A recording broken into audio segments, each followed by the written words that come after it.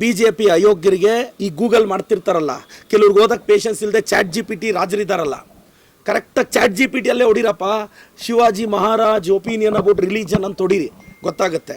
ಇವಾಗ ನಿನ್ನೆ ಘಟನೆ ಆಯಿತು, ಆಲ್ರೆಡಿ ಯತ್ನಾಳವ್ರು JCB ಹತ್ತಿರ್ತಾರೆ. ಅದು ಯಾವಾಗ ಬಾಗಲಕೋಟೆ ತಲುಪುತ್ತೋ ಗೊತ್ತಿಲ್ಲ. ಆಲ್ರೆಡಿ ಯತ್ನಾಳವ್ರು ಪ್ರಿಪ್ರೇಷನ್ ಸ್ಟಾರ್ಟ್ ಮಾಡಿರ್ತಾರೆ. ಇವತ್ತು ಓದಿರ್ತಾರೆ ಶಿವಾಜಿ ಮಹಾರಾಜರ ಬಗ್ಗೆ. ಆ ಮೈಸೂರಲ್ಲೊಬ್ಬ ತಿಮ್ಮ ಇದ್ದಾನೆ, ಏರ್ ಸ್ಟೈಲ್ ಸ್ಪೈಕ್ಸ್ ಹಾಕ್ಕೊಂಡು, ಒಂದು ಉತ್ತರ ಕರ್ನಾಟಕಕ್ಕೆ ಒಂದು ದಕ್ಷಿಣ ಕರ್ನಾಟಕಕ್ಕೆ ನೋಡ್ತಾ ಇರುತ್ತೆ. ಅವನು ಇವತ್ತು ಓದಕ್ಕೆ ಸ್ಟಾರ್ಟ್ ಮಾಡಿರ್ತಾನೆ. ಇನ್ನು ಅಶೋಕ್ ಅಣ್ಣಗೆ ಏನು ಗೊಂದಲದಲ್ಲಿ ಏನೂ ಗೊತ್ತಾಗ್ತಾನೆ ಇಲ್ಲ. ಇನ್ನು CT ರವಿಯವರು ಈಗ ಹಿಂದೂ ಫೈರ್ ಬ್ರ್ಯಾಂಡ್ ಅಂತ ಈಗ ಎದ್ದು ಬಿಡ್ತಾರೆ. ಎಲ್ಲ ಕಿತ್ತೋಗಿರೋ ಪೈರುಗಳು. ಇವರು ಸುಮ್ಮನೆ ಜಾತಿ ಧರ್ಮನ ಇಟ್ಕೊಂಡು, ನಾನು ಹೇಳೋದು ಇಷ್ಟೇ ಸರ್, ನಾನು ಸಮರ್ಥಿಸ್ಕೊತಾ ಇಲ್ಲ ಯಾರನ್ನೂ. ಶಿವಾಜಿ ಮಹಾರಾಜರಿಗೆ ಅವಮಾನ ಮಾಡಿದೆ, ಅವನು ಯಾವನೋ ಅಯೋಗ್ಯನ ಒದ್ದೊಳಕ್ಕಾಕಿದ್ದೀವಿ, ಕ್ರಮ ತಗೊತೀವಿ. ಎಂಟೈರ್ ಧರ್ಮನ ನೀವು ಟಾರ್ಗೆಟ್ ಮಾಡಬೇಡಿ ಅನ್ನೋದೇ ನನ್ನ ಅಭಿಪ್ರಾಯ, BJPಯವ್ರಿಗೆ ಅಭಿಪ್ರಾಯ. ಅಶೋಕಣ್ಣ, ವಿಜೇಂದ್ರಣ್ಣ ಸರ್, ನನಗೆ ಒಂದು ಸಣ್ಣ ಕತೆ ಹೇಳ್ಬಿಡ್ತೀನಿ. ನನಗೆ ಮೊನ್ನೆ ಕನ್ಸಲ್ಲಿ ಬಂದಿದ್ದು ಅಶೋಕಣ್ಣ ಬಗ್ಗೆ ಸೆಷನಲ್ಲಿ ಹೇಳಿದೆ, ಇನ್ನೊಂದು ನಿಂತೋಯ್ತು.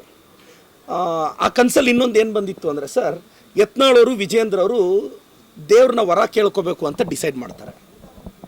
ಸೊ ಯತ್ನಾಳವ್ರು ಏನು ಮಾಡ್ತಾರೆ, ಏನಾದರೂ ಮಾಡಿ BJPಯವ್ರು ವಾಪಸ್ ಕರ್ಕೊಂಡ್ಬಿಡ್ಬೇಕು, ನೆಕ್ಸ್ಟ್ ಟೈಮು ಏನಾದರೂ ಒಂದು ಕಿತ್ತೋಗಿರೋ ಪೋರ್ಟ್ಫೋಲಿಯೋ ಕೊಡಬೇಕು ಅಂತ ಒಂದು ಕನಸು ಬರುತ್ತೆ ಅವ್ರಿಗೆ.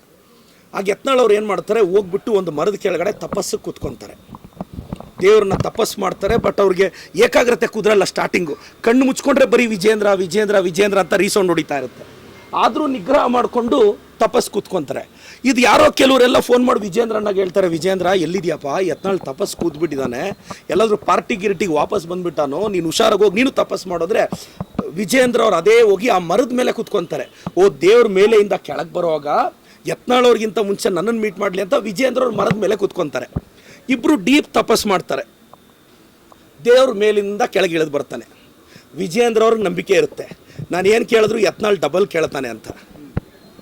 ಕಡೆಗೂ ವಿಜೇಂದ್ರ ಅವ್ರು ಅನ್ಕೊತಾರೆ, ನಾನು DCM ಕ್ಲೈಮ್ ಮಾಡೋಣ. ಯತ್ನಾಳ್ ಅವ್ರು ಅನ್ಕೊತಾರೆ, ಅವ್ನು DCM ಕೇಳಿರ್ತಾನೆ, ನಾನು ಹಂಗಾದ್ರೆ CM ಕೇಳೋಣ ಅಂತ ಅವ್ರ ಮನಸ್ಸಲ್ಲಿ ಹಂಗಿರುತ್ತೆ. ವಿಜೇಂದ್ರನ ಸ್ವಲ್ಪ ಬ್ರಿಲಿಯಂಟ್ ಅಲ್ವಾ, ಛೋಟಾ ಸಿಗ್ನೇಚರ್ಸ್ ಎಲ್ಲ ಹಾಕಿ ಅವ್ರಿಗೆ ಭಾಳ ಬುದ್ಧಿವಂತಿಕೆ ಇದೆ. ಅವ್ರು ದೇವ್ರನ್ನ ಕೇಳ್ಕೊತಾರೆ, ನಾನು ಏನು ಕೇಳಿದ್ರು ಯತ್ನಾಳ್ ಡಬಲ್ ಕೇಳ್ತಾನೆ ಅಂತ.